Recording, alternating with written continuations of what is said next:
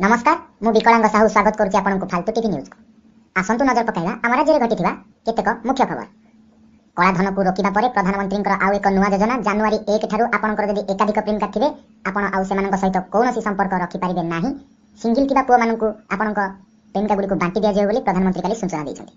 जगन्नाथଙ୍କ ऊपर विवादीय मंतव्य देई फसिथिले कॉमेडी तारका पप्पू पमपम आज सिंहदर रे धूली माटी रे 50 मीटर गड़िबा परे मीडिया को सी कहिसन्ति जदि आगक मु आउ एपरि भूल करी तेरे मो ऊपर रोलर चढ़ी देव बोली पप्पू पमपम गतकाली गणमाध्यम को सूचना देथिले। सेपटे जयदेव बिहार छकरे विलंबित रात्रि जन युवक मद दुकान मद बाकी रे पी निशा हो जाए मद दुकानी को माड मारी घायला कले और घटनास्थल खसी जाते। आज सकाळु निशा छाड़िया पर से निजको महिला थाना रे सरेंडर करिसंती।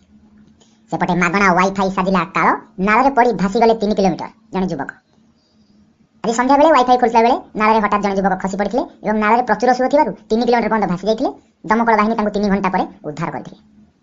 सेपटे आर्थिंग ऊपर परीक्षा करी जन युवक गुरुतर एहा द्वारा तांकर परीक्षा नली संपूर्ण अकामी हो जाइछि बोली डॉक्टर को सूचना।